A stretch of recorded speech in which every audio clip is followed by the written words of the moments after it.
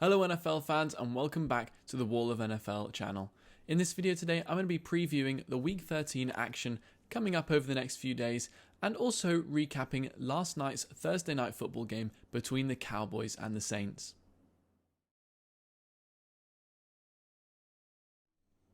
Last night's game between the Saints and the Cowboys was a bit of a strange one if you ask me, especially from a Saints perspective.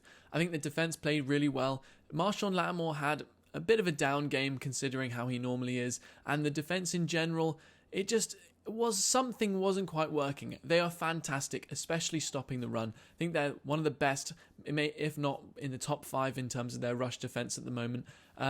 But they didn't quite manage to stop the big plays. And the big plays from Tony Pollard, the running back, which was a 58-yard touchdown he had. A big play from CeeDee Lamb in the first half to get a 32-yard catch all the way down to the 1-yard line.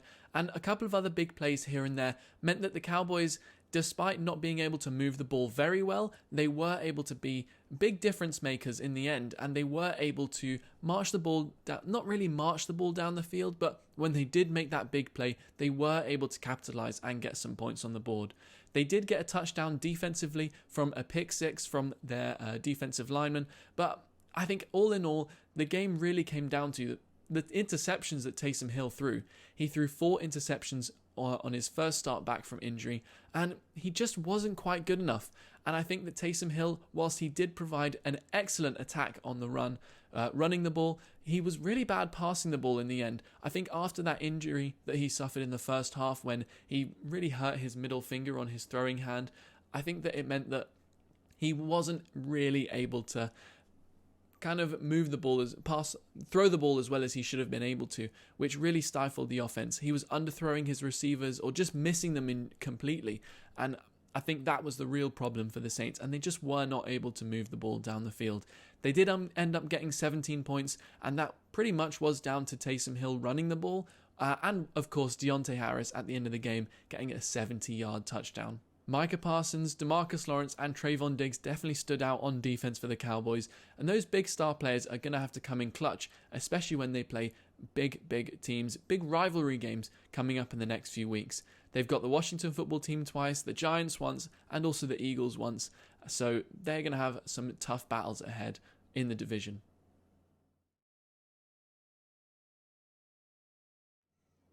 So now on to previewing some of the games in Week 13. I'm going to start with the Giants against the Dolphins, and the Dolphins are currently on a 4-game winning streak, and their defense is playing lights out. They only conceded 10 points last week against the Panthers, and they only conceded 5 completions out of 21 attempts by the Panthers starting quarterback Cam Newton.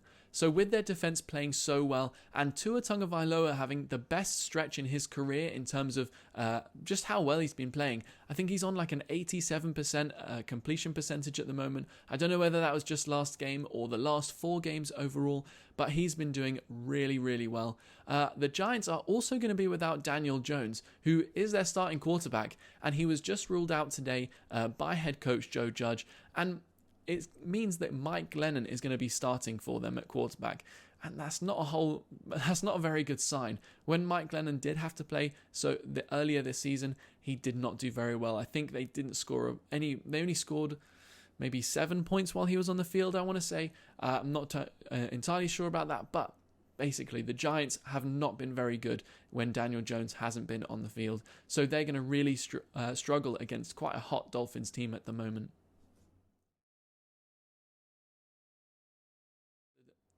We'll skip over the Colts against the Texans because I'm sure there's going to be no trouble for the Colts as they face a 2-9 Texans team who last week lost to the Jets, and they are not impressive.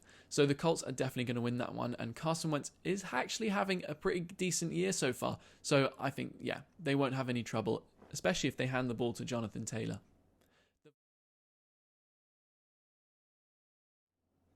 I think the Vikings against the Lions is going to be very similar to how it was earlier on in the season. I think the Lions got very unlucky to lose that game with a last-second Greg Joseph field goal for the Vikings victory to win 19-17. And I think it's going to be very similar this time as well. I think the Vikings will always play their games this year very close. And I think all of their games have been decided by a touchdown or field goal in the last few minutes of the game. And even despite how far ahead they can get in some games, they always manage to somehow throw that lead away in the fourth quarter. So I think that the Vikings won't score that many points because the Lions aren't able to score that many points themselves. And if this game is going to be close, which it pretty much is certain to be, seeing as the Vikings are playing, I think that it's going to be very low scoring. Jared Goff has really struggled this year to get points on the board, but he has had good quarters here and there, and I think that he will have one good quarter, probably in the fourth because it's against the Vikings, and they will be able to at least play the Vikings very close.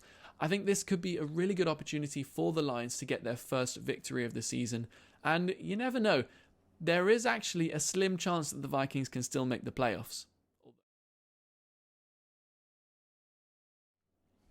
I think this is a very do or die game for the Eagles against the Jets this weekend, because if they lose this one, they'll go to 5-8 on the season. And I think in a division with the Cowboys and also with a lot of other teams who are playing very well, like the 49ers at the moment, they're currently doing in those wildcard spots along with the Vikings, and they're just better teams than the Eagles. So I think if they lose this one, they don't have a chance. Saying that though, the Eagles do have games here and there where they completely blow out the opposition, and I think this could be the game that they do exactly that. The Jets have conceded over 30 points a game this season, and that is just not good enough, especially for a defensive-minded head coach in Robert Saleh. So I think that if the Eagles are able to be their normal selves with Jalen Hurts running the ball exceptionally, he will score a number of running touchdowns probably this week. And I think they'll do something similar to what they did against the Saints a couple of weeks ago when they scored 40 points. And I don't think that's out of the realms of possibility. The Cardinals against the Bears, I think, is going to be a complete blowout for the Cardinals. They've won all of their away games this season by over 10 points, and they also have Kyler Murray coming back off of injury, and potentially also DeAndre Hopkins as well. I think with Kyler Murray back, the Bears do not stand a chance. The Bears have really not scored that many points offensively this season. They've actually only scored 16 points per game on average, and there's no way they're going to be able to keep up with the Cardinals, as the Cardinals are actually the fifth best defense in the league at the moment, and I just do not think that they stand a chance. Finally, we are onto a game between the two playoff contenders in the Bengals against the Chargers. The Bengals are currently sitting as the 5th seed in the playoffs in the AFC and the Chargers in the 7th seed. And these two teams are very exciting. They've got an excellent young core group of players. The Chargers, of course, have Justin Herbert at quarterback, Slater at left tackle, and Joey Bosa at defensive end as well. And they're just a really exciting team to watch. As being in LA recently, I've grown to love the Chargers a little bit, and especially because Justin Herbert is so exciting. It's only his 2nd year in the league, and he's 4th in terms of passing yards, and the reliance on him is kind of weirdly high for such a young quarterback. The Chargers definitely look to him in all of their tough situations for him to make a play, despite also having an excellent running back in Austin Eckler, 2 fantastic wide receivers in Keenan Allen and Mike Williams, and a tight end in Jared Cook, who, despite making a couple of mistakes here and there, he's still an excellent tight end as well. So their offense has been pretty good all season, but they have been susceptible to making errors here and there, and their defense just has not been supporting them as much as supporting the Chargers offense as much as they probably should, and they actually could really struggle in this game against the Bengals. The Bengals are doing really well at mixing up their running and passing, and last year Zach Taylor almost put all of the pressure on Joe Burrow, and they threw the ball an awful lot. But now he's focusing a lot more on that running game as well, with a very good balance between that running and passing attack. Joe Burrow has been a really fantastic quarterback this year, and I think he's hovered around 12th best quarterback of the year, which is actually really good when you consider that I actually think there's 12 starters in the league right now who could compete for a Super Bowl. And Joe Burrow is actually maybe around 13, 14. And he's been really impressive and made big strides compared to where he was last year, especially after tearing his ACL last season, which the rehab was really difficult for him. I also think that Joe Mixon has really stepped up this year, as well as adding in Jamar Chase, and T. Higgins as well has really stepped up. So those weapons that Joe Burrow has at his disposal, could really cause that Chargers lackluster defense some real problems.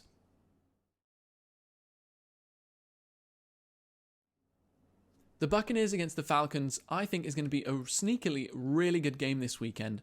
The Falcons are 5-6, which is the same record as the Washington football team and the Vikings, who are currently all tied on record, and they're basically all fighting it out for that 7th seed in the playoffs. So if the Falcons win this one, I would not be surprised if they ended up making it into the playoff picture by the end of the weekend. And especially as well, I don't think that's out of the realms of possibility, considering they're at home and against a Bucs team who's actually 3-3 on the road. We think of the Tampa Bay Buccaneers of being this powerhouse football team, which are basically unbeatable. And at home they are, but when they're on the road, they are 3-3 and very, very beatable. They're without Antonio Brown, who not only has his injury, but is also suspended. And also, they have a little bit of trouble in the secondary. So I think the Falcons will be able to make use of the Buccaneers' weaknesses. And I think there will be quite a close game, if you ask me. The Washington football team and the Las Vegas Raiders are both battling it out to get into the playoffs this year. One in the AFC, the Las Vegas Raiders, and one in the NFC, the Washington football team. I think both of them currently sit in the playoff spots, with Washington football team at the 7th seed and the Las Vegas Raiders actually sitting just outside behind the Broncos and the Chargers at 6-5. But if they win this game, they'll go to 7-5, and I think that pretty much puts them in the playoffs, because someone is going to lose this weekend, especially if it's between the Bengals and the Chargers. One of them will lose, and I think that might mean that the Raiders get in. I think the Las Vegas Raiders have actually put in a really impressive year so far, considering all the off-field drama with the Henry Ruggs car crash and the John Gruden emails. And now that they don't have a head coach and they're still at 6-5, I think that they're having a really impressive year, and I think it all comes down to Derek Carr. Derek Carr had an excellent game last week against the Cowboys on Thanksgiving, and if his season continues, he is going to definitely be in the conversation for MVP, because he is currently at 3,414 yards passing, which is the highest in the league. And I think if he's able to be as influential in this game against the football team as he has been so far, the Raiders are going to win this game. But the Washington football team's defense are going to fight very hard. They've really stepped it up over the last couple of weeks, and that is why they're currently 5-6 and in the playoffs at the moment if the season ended today. I think the Ron Rivera teams always rely on their defense, and it is no different this season. Even with Chase Young and Montez Sweat out, they're putting in a battle to get into that 7th seed as well.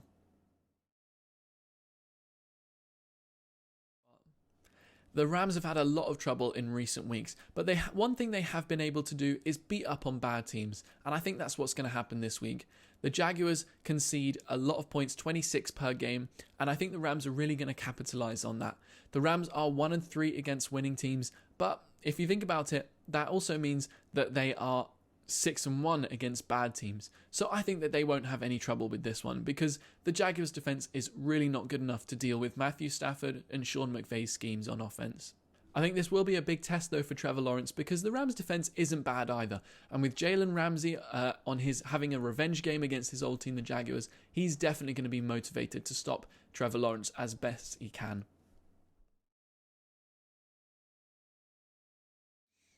The biggest rivalry game this weekend is the Baltimore Ravens against the Pittsburgh Steelers. These two teams have a massive rivalry, and whilst the Ravens are currently sitting at number 1 seed in the AFC, they don't really look like it. They're really struggling to put away bad teams. They struggled to score 16 points last week against the Browns, and Lamar Jackson threw 4 interceptions last week. And I don't think that they're very impressive at all. Their secondary does struggle, and they really do find it hard getting later on in games and shutting those bad teams out. So I think that they will struggle again in this week against the Steelers. But saying that, the Steelers, they're definitely not going to make use of that sometimes poor Baltimore Ravens secondary, because Big Ben just can't really throw the ball anymore. I think this is definitely going to be his last year for the Pittsburgh Steelers. And if it isn't, man, I feel sorry for the Steelers. They got to run Najee Harris as much as they possibly can to beat the Ravens. And whilst this may well be close, it may be like a 19-16 game, I think that the Pittsburgh Steelers just aren't quite good enough to really challenge the Baltimore Ravens. Because as many questions as we do have about the Baltimore Ravens, there are way more about the Pittsburgh Steelers. and they rely so much on TJ Watt to kind of power that defense and cause many, many problems for opposing offenses. So if Lamar Jackson gets into the game, I think that the Ravens will do really well. But there are, of course, many questions about the Ravens too. The 49ers against the Seahawks was going to be Sunday Night Football, but instead got changed out. And I think that might be for good reason. Considering the Seahawks are now 3-8, I think it is, on the season, they have their second worst team in the NFC. And that's only because the Lions are in the NFC as well at 0-10-1. So the Seahawks are having a really bad year. They are just not able to stop anyone defensively. And also they're not able to make any plays offensively either. I think Russell Wilson's still probably suffering from his hand injury that he had. I think it was about week 5 or week 6 earlier on this season. And also the defense is just doing nothing to stop opposing offenses. They're just driving down the field, and the time of possession is, the Seahawks have the lowest time of possession in the entire league by about 3 minutes, which means that if the Seahawks aren't able to sustain their drives, the offense is going to get cold, the defense is going to get tired, and it's just a long day every single week for the Seahawks. And without Russell Wilson feeling quite himself, they are going to struggle, I think. The 49ers as well, they are the perfect team to capitalize on the Seahawks' weaknesses. They have a really good rushing attack, and Eli Mitchell has been going crazy the last couple of weeks. Last week, he was fantastic against the Vikings. And also, Jimmy Garoppolo has plenty of receivers to throw the ball to, especially George Kittle and, of course, Brandon Ayuk. Deebo Samuel, though, is going to be out, and he has been the 49ers' best player so far this season, maybe other than Trent Williams. So because Deebo Samuel's out, that might be a little bit of a problem for the 49ers, considering last week as well, he contributed really well to the rushing attack, despite being a wide receiver. So maybe there's a bit of a hindrance for the 49ers, but at the end of the day, I don't think the 49ers are going to have any troubles because they can really capitalize on that Seahawks' weaknesses. So Sunday Night Football was changed to the Broncos against the Chiefs. And the Broncos are actually 6-5 and surprisingly in the playoff conversation at the moment. The Chiefs have really turned their season around though. And both defenses, I think, are going to be playing really well this year. It seems as though the Chiefs don't rely so heavily on Patrick Mahomes and the offense to win them the games anymore. And their defense has really turned it around from the first half of the season, especially with Chris Jones again now playing interior defensive line, as he was out for a couple of games and they were kind of moving him to defensive end and playing on the edge, which isn't really his position. He's so much more disruptive in the middle of the field. The Broncos, though, they're very efficient offensively, and I think that comes down to Teddy Bridgewater. He's not really the best player in the world, but he doesn't throw interceptions, and he is very efficient. And I think that is going to be something that the Chiefs are going to have to deal with. They'll have to be patient in terms of getting the ball back from the Broncos because they won't make many mistakes. And then what they'll have to do is try and stop them on 3rd and 4th down rather than try and force interceptions and takeaways or turnovers, because that's really where what the Broncos are good at, not giving the ball away.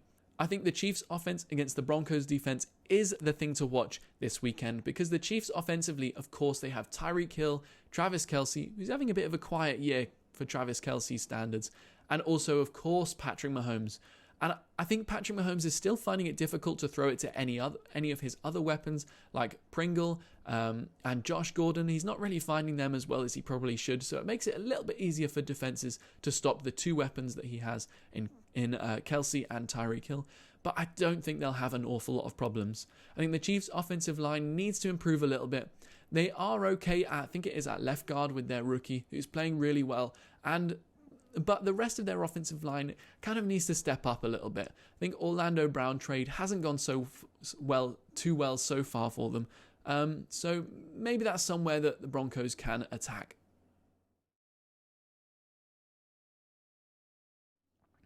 And finally, a big game we've all been waiting for, the Patriots against the Bills. The Patriots have had a really, really great few weeks. Since they've played against the Chargers a few weeks ago and won 27, I think 24, I think it was, they have been really, really good. And they've stopped basically every team from scoring and scored a whole bunch of points themselves.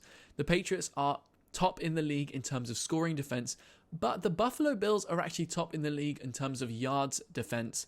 And even though White, their cornerback, is out injured, the Bills are still really well coached and a really good team defensively. So I think this could be maybe a 24-21 kind of game. And with both offenses also being really good, I don't think that means it'll be like a really low scoring game, like 16-14, but they'll definitely get into the 20s. I think Josh Allen is really hard to stop, even for a team so good defensively like the Patriots. And a head coach, well, one of the best head coaches of all time in Bill Belichick. I don't think that they'll be able to completely stop Josh Allen. So this, by all means, is going to be a really tense game. Both of these teams are really fighting to win their division. The Patriots are currently winning it at 8-4, and the Bills are at 7-4 because the Patriots have their bye week at week 14 next week. But this is going to be possibly a division-deciding game between the two sides. I think at the end of the day, the Bills have a better chance of making it to the Super Bowl over the Patriots because Josh Allen isn't a rookie and Mac Jones is. And I think there are still some growing pains for Mac Jones despite being as unbelievable as he has been so far. Josh Allen, though, he has been really the center of the Bills offense. He's been one of the best rushing options that they have, and his passing has been absolutely fantastic as well. I think he's currently sitting at 6th in terms of passing yards, and he's also got 25 touchdowns on the season. He does have 10 interceptions though, and I think that the Patriots will capitalize on Josh Allen's interceptions because they do have, I think it's 14 interceptions so far this year. They do, of course, have J.C. Jackson at cornerback, who has been making some big plays this year so far, making plenty of interceptions, and actually named November Defensive Player of the Month in the AFC. So I think the key things to watch this weekend are those interceptions from Josh Allen and how Mac Jones copes against basically the best defense in the league in terms of yards allowed. And I think this is going to be a really close game, and definitely one to watch out for in terms of future playoff matchups and how things are going to sit in terms of seeding in the AFC. So thank you guys so much for watching this video. Please comment down below your predictions for the games coming up this weekend and what you thought of the Cowboys against the Saints last night. And also please follow us on social media pages on TikTok, Instagram, Facebook and Twitter. It's Wall of NFL in all of those.